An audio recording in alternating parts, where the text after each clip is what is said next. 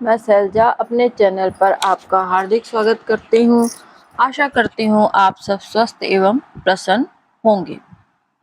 आज मैं गर्ग संहिता के 14वें अध्याय में शकट भंजन, उत्कच और तृणावर्त का उद्धार और दोनों के पूर्व जन्मों का वर्णन करूंगी। ये पावन कथा बहुत ही सुख देने वाली है। तो कथा की शुरुआत करते हैं। श्री गर्ग जी ने कहा, शौनक, इस प्रकार मैंने भगवान श्री कृष्ण के सर्वोत्कृष्ट दिव्य चरित्र का वर्णन किया। जो मनुष्य भक्ति पूर्वक इसका श्रवण करता है वह कृतार्थ है, उसे परम पुरुषार्थ प्राप्त हो गया, इसमें कोई संशय नहीं है। श्री शौनक जी बोले, मुने, भगवान श्री कृष्ण का मंगलमय चरित्र अमृत रस से तैयार की हुई परम मधुर खांड है। इसे साक्षात आपके मुख से सुनकर हम कृतार्थ हो गए। तपोधन संतों में श्रेष्ठ राजा बहुलाश्व भगवान श्री कृष्ण के परम भक्त थे। उनके मन में सदा शांति बनी रहती थी। इसके बाद उन्होंने मुनिवर नारद जी से कौन सी बात पूछी, यह मुझे बताने की कृपा कीजिए।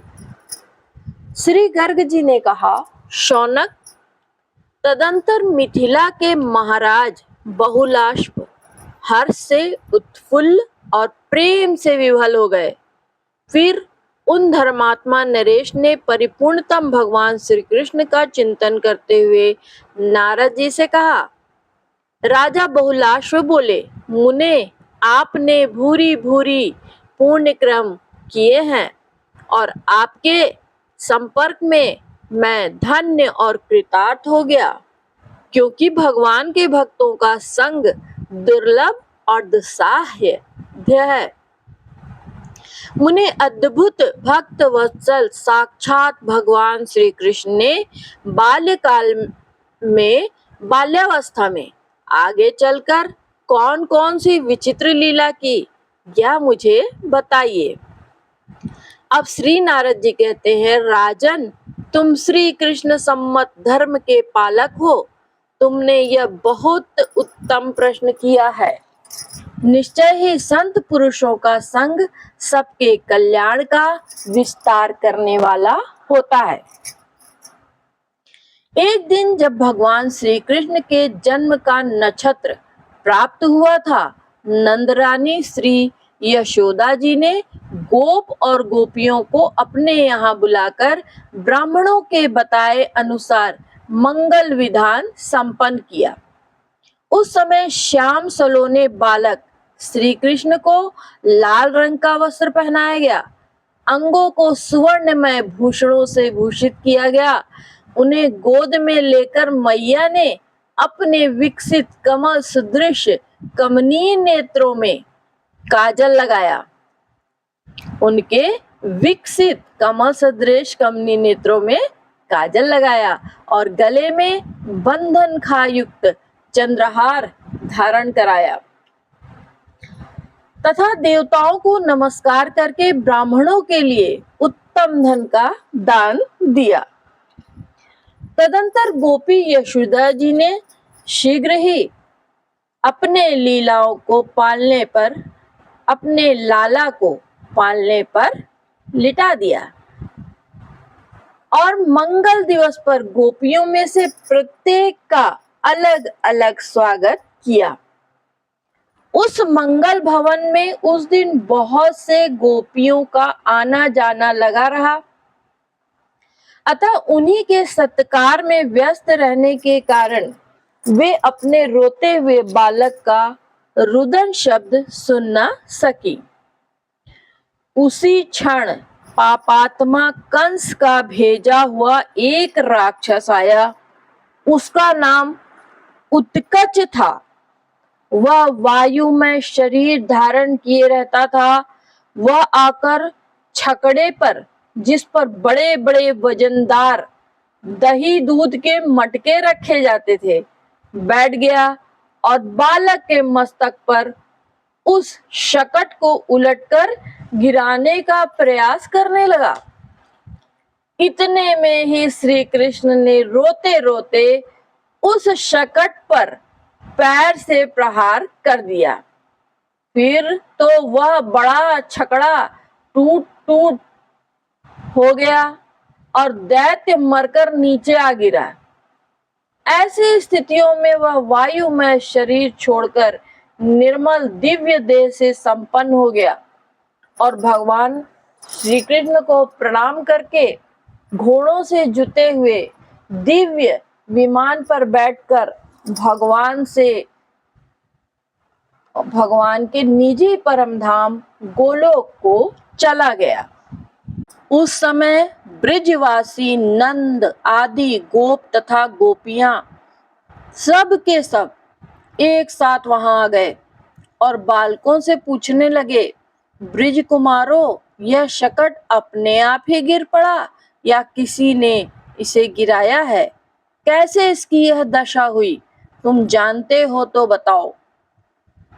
बालकों ने कहा, पालने पर सोया हुआ यह बालक दूध पीने के लिए रोते रोते ही पैर फेंक रहा था। वही पैर छकड़े से टकराया और इसी से वह छकड़ा उलट गया। ब्रिज बालकों को इस बात पर गोप और गोपियों को विश्वास नहीं हुआ। वे सभी आश्चर्यमग्न होकर सोचने लगे, कहाँ तो 3 महीने का यह छोटा बालक और कहाँ इतने विशाल बोझ वाला यह छकड़ा। यशोदा को यह शंका हो गई कि बच्चे को कोई बाल ग्रह लग गया है। अतः उन्होंने बालक को गोद में लेकर ब्राह्मणों द्वारा विधि पूर्वक ग्रह यज्ञ कराया। उसमें उन्होंने ब्राह्मणों को धन आदि से पूर्णतया तृप्त कर दिया।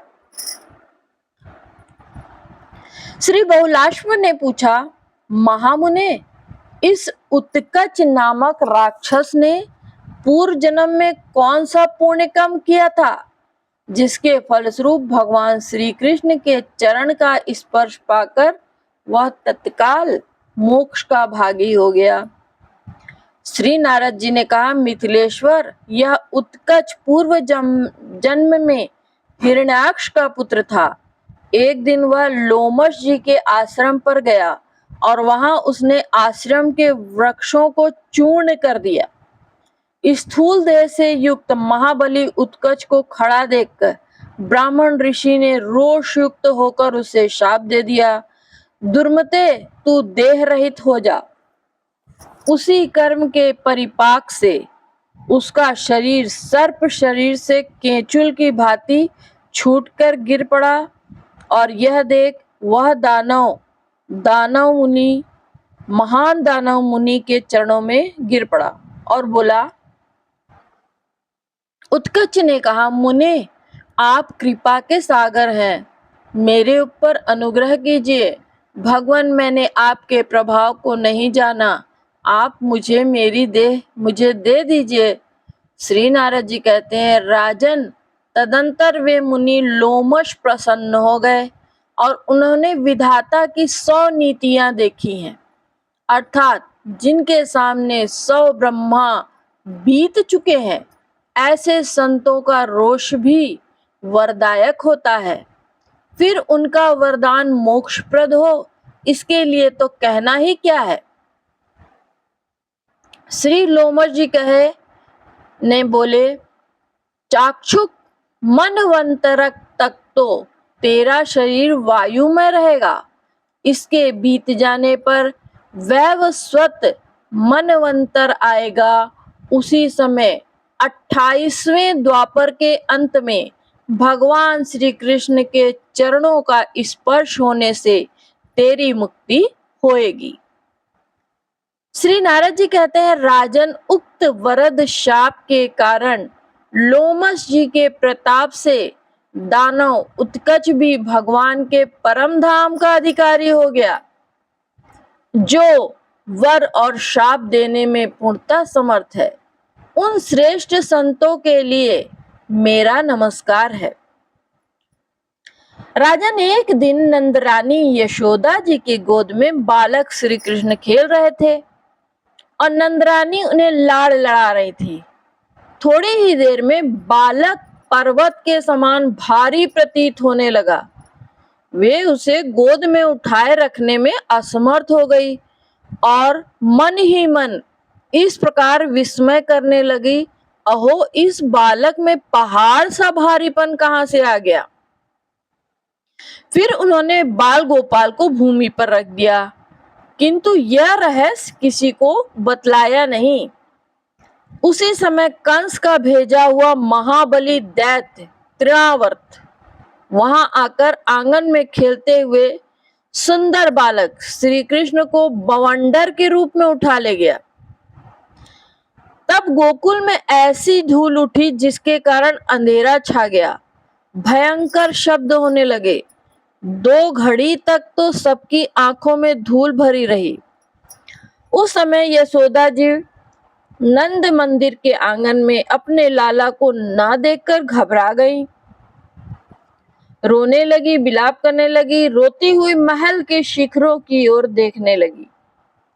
वे बड़े भयंकर दिखते थे। जब कहीं भी अपना लाला उन्हें दिखाई नहीं दिया, तब वे मूर्छित होकर पृथ्वी पर गिर पड़ी और होश आने पर उच्च स्वर में इस प्रकार करुण विलाप करने लगी, मानो बछड़ों के मर जाने पर गौ क्रंदन कर रही हो। प्रेम और स्नेह से व्याकुल हुई गोपियां भी रो रही थी। उन सबके मुख पर आंसुओं की धारा बह रही थी। वे इधर उधर देखती हुई नंद नंदन की खोज में लग गईं। उधर तृणावर्त आकाश में 1,00,000 योजन ऊपर जा पहुंचा। बालक श्री कृष्ण उसके कंधे पर थे। उनका शरीर उसे सुमेरु पर्वत की भांति भारी प्रतीत होने लगा। उसे अत्यंत पीड़ा होने लगी।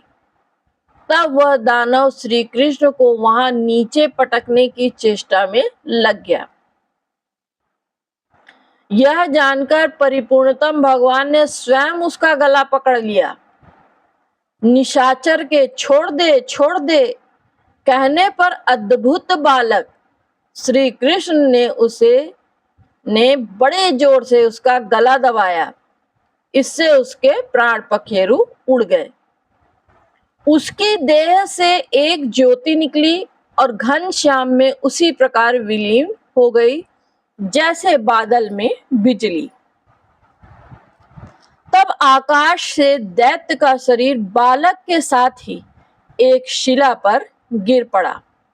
गिरते ही उसकी बोटी बोटी छितरा गई।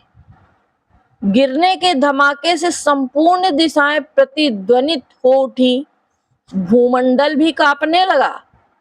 उस समय रोती हुई सब गोपियों ने राक्षस की पीठ पर चुपचाप बैठे बालक श्री कृष्ण को एक साथ देखा और दौड़कर उन्हें उठा लिया। फिर माता यशोदा को देखकर वे कहने लगी। गोपियां बोली, यशोदे, तुम में बालक के लालन पालन की रत्ती भर भी योग्यता नहीं है। कहने से तो तुम बुरा मान जाती हो, किंतु सच बात यह है कि कहीं कभी तुमसे दया देखी नहीं गई। भला कहो तो इस प्रकार अंधकार आ जाने पर कोई अपने बच्चे को गोद से अलग करता है? तो ऐसी निर्दय है कि ऐसे महान भय के अवसर पर तुमने बालक को जमीन पर रख दिया। श्री यशोदा जी ने कहा, बहनों, समझ में नहीं आता कि उस समय मेरा लाला क्यों गिरिराज के समान भारी लगने लगा था। इसलिए उस महाभयंकर बवंडर में भी मैंने इसे गोदी से उतारकर भूमि पर रख दिया। गोपियां कहने लगी, यशोदा जी, रहने दो, झूठ न बोलो। कल्याणी, तुम्हारे दिल में जरा भी दया माया नहीं है। यह दूध मुहा बच्चा तो फूल और रुई के समान हल्का है। श्री नारद जी कहते हैं, बालक श्री कृष्ण के घर आ जाने पर नंद आदि गोपियां सभी को बड़ा हर्ष हुआ। वे सब लोग के साथ उसकी कुशल वार्ता कहने लगे। यशोदा जी बालक श्री कृष्ण को उठा ले गई और बार बार स्तन्य पिलाकर, मस्तक सूंघकर और आंचल से छाती में छिपाकर छोह मोह के वशीभूत हो रोहिणी से कहने लगी। श्री यशोदा जी बोली, बहन, मुझे देव ने यह एक ही पुत्र दिया है, मेरे बहुत से पुत्र नहीं है। इस एक पुत्र पर भी क्षण भर में अनेक प्रकार के अनिष्ट आते रहते हैं, अनेक प्रकार के अरिष्ट आते रहते हैं। आज यह मौत के मुंह से बचा है, इससे अधिक उत्पात और क्या होगा। अतः अब मैं क्या करूं, कहां जाऊं तथा अब और कहां रहने की व्यवस्था करूं। वज्र के समान कठोर तथा भयानक दिखने वाले ये निर्दयी दैत्य मेरे पुत्र के प्रति वैर भाव रखते हैं। हा विधाता, मेरे लिए सुख कहां। धन, शरीर, मकान, अटारी, विविध प्रकार के रत्न, इन सब से बढ़कर मेरे लिए यह एक ही बात है कि मेरा यह बालक कुशल से रहे। यदि मेरा यह बच्चा अरिष्टों पर विजय हो जाए तो मैं भगवान श्री हरि की पूजा, दान एवं यज्ञ करूंगी, तड़ाग, वापी आदि का निर्माण करूंगी और सैकड़ों मंदिर बनवा दूंगी। प्रिय रोहिणी जैसे अंधे के लिए लाठी ही सहारा है, उसी प्रकार मेरा सारा सुख इस बालक से ही है। अतः बहन, अब मैं अपने लाला को उस स्थान पर ले जाऊंगी जहां कोई भय ना हो। श्री नारद जी कहते हैं, उसी समय नंद मंदिर में बहुत से विद्वान ब्राह्मण पधारे और उत्तम आसन पर बैठे। नंद जी और यशोदा जी ने उन सब का विधिवत पूजन किया। ब्राह्मण बोले, ब्रजपति नंद जी एवं ब्रजेश्वरी यशोदा, तुम चिंता मत करो, हम इस बालक की कवच आदि से रक्षा करेंगे जिससे यह दीर्घजीवी हो जाए। श्री नारद जी कहते हैं, राजन,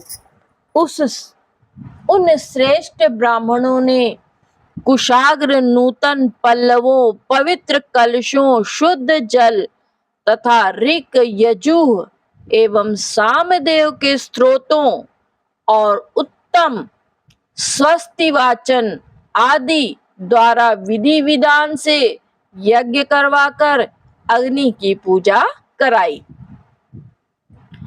तब उन्होंने बालक श्री कृष्ण की विधिवत रक्षा की। रक्षार्थ निम्नांकित कवच पढ़ा। ब्राह्मणों ने कहा, भगवान दामोदर तुम्हारे चरणों की रक्षा करे। विष्टरश्वा, घुटनों की श्री विष्णु, जांघों की स्वयं परिपूर्णतम भगवान श्री कृष्ण तुम्हारी नाभि की रक्षा करें। भगवान राधा वल्लभ तुम्हारे कटिभाग की तथा पीतांबरधारी तुम्हारे उदर की रक्षा करें। भगवान पद्मनाभ हृदय की, गोवर्धनधारी बाहों की, मथुराधीश्वर मुख की तथा द्वारकानाथ सिर की रक्षा करे। असुरों का संहार करने वाले भगवान पीठ की रक्षा करें और साक्षात भगवान गोविंद सब ओर से तुम्हारी रक्षा करें। 3 श्लोक वाले इस स्तोत्र का मनुष्य निरंतर पाठ करेगा तो उसे परम सुख की प्राप्ति होगी और उसे कहीं भी भय का सामना नहीं करना पड़ेगा।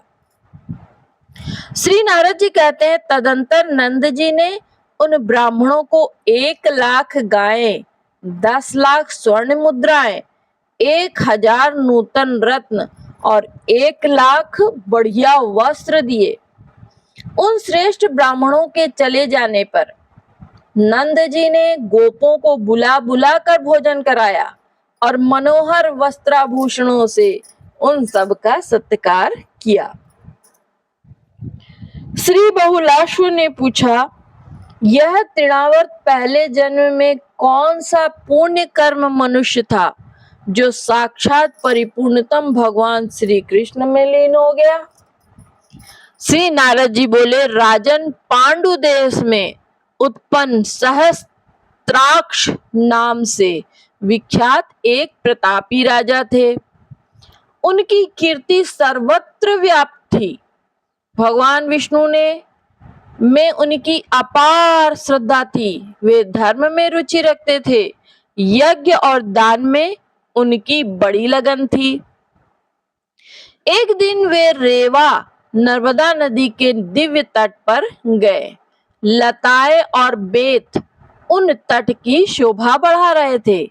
वहां सहस्त्रों स्त्रियों के साथ आनंद का अनुभव करते हुए वे विचरने लगे। उसी समय स्वयं दुर्वासा मुनि ने वहां पदार्पण किया। राजा ने उनकी वंदना नहीं की, तब मुनि ने शाप दे दिया, दुर्बुद्धे, तू राक्षस हो जा। फिर तो राजा सहस्त्राक्ष दुर्वासा की के चरणों में पड़ गए। तब मुनि ने उन्हें वर दिया, राजन, भगवान श्री कृष्ण के विग्रह का स्पर्श करने से तुम्हारी मुक्ति हो जाएगी। श्री नारद जी कहते हैं, राजन, वे ही राजा सहस्त्राक्ष दुर्वासा जी के शाप से भूमंडल पर तृणावर्त नामक दैत्य हुए थे। भगवान श्री कृष्ण के दिव्य श्री विग्रह का स्पर्श होने से उनको सर्वोत्तम मोक्ष या गोलोक धाम प्राप्त हो गया। इस प्रकार श्री गर्ग संहिता में गोलोक खंड के अंतर्गत श्री नारद बहुलाश्व संवाद में शकटासुर और तृणावर्त का मोक्ष नामक 14वां अध्याय पूरा हुआ। बोलो जय श्री कृष्ण।